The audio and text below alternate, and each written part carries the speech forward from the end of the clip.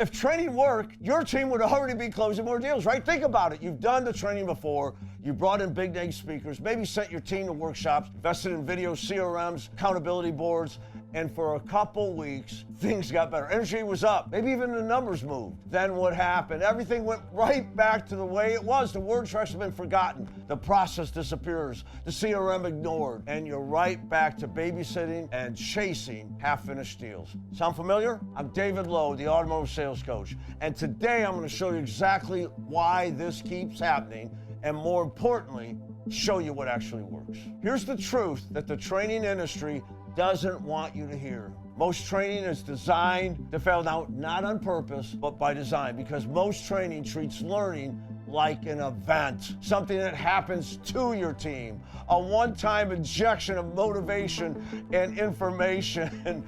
But here's what I've learned after 40 years: events don't change behavior, habits change behavior. You can fire your team up on a Tuesday, by Friday, they're back to their old ways. Why? Because you didn't change their habits. You just gave them a temporary emotional high. It's like going to the gym once and expecting to get into shape. Doesn't work that way, never has, never will. And the research backs this up. Only a small percentage of dealership salespeople and sales manager receive formal sales training outside of what the manufacturer offers, right? And what happens with those that do? Most of what they've learned or heard has been forgotten within 30 days. So the question isn't, should we train? The real question is, why hasn't it stuck before? And how do we make it stick now?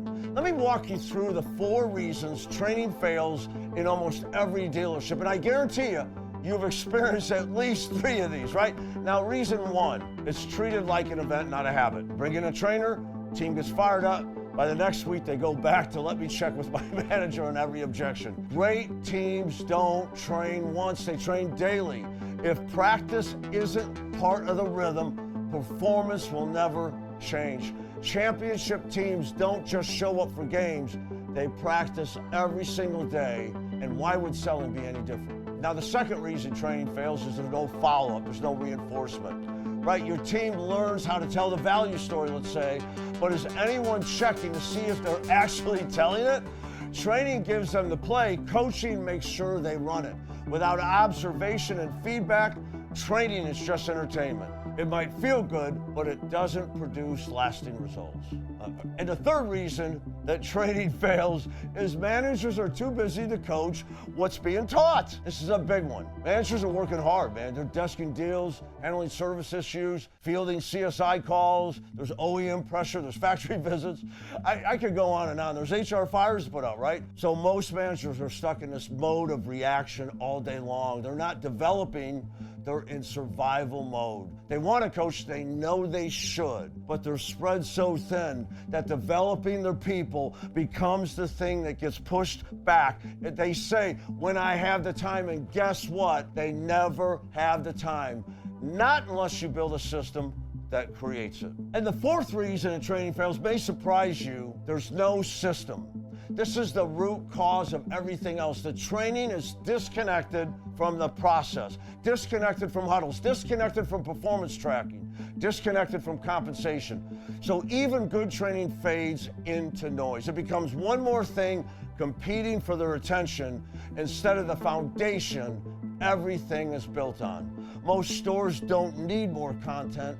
They need a system that turns training into action. All right, so how do you actually make improvements or changes that last? After 4 decades of working with dealerships, I boiled it down to 3 rules. You miss any one of these 3, and your initiative's gonna die. So rule 1, your team needs to see the need. See, people won't change until they see the need to change. Not really intellectually, emotionally. They have to feel the gap between where they are and where they could be or should be. That's why I showed you the $1 million math in our first video. It's not enough to say we need to get better. We show you exactly what getting better is worth. When your team sees what's at stake, not just for the dealership, but for their own paychecks, for their own careers, they start to care and they see the need. Okay, the second rule is they have to see what the changes look like. They have to be able to picture what success looks like, what doing a good job looks like. Not an abstract vision, a clear, a practical picture of daily behaviors that create results. What does a great morning huddle look like? What does a properly worked deal look like? What does consistent follow-up actually sound like?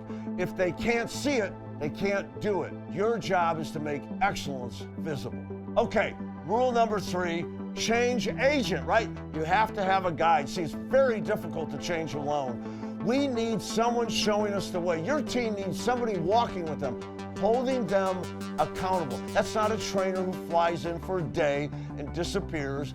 That's a manager who coaches every single day. Someone who's right there in the trenches with them, reinforcing the right behaviors and correcting the wrong ones. Okay, the 3 rules of change. Improvement that lasts. You have to see the need, you have to see the changes, you have to have a change agent, a guide.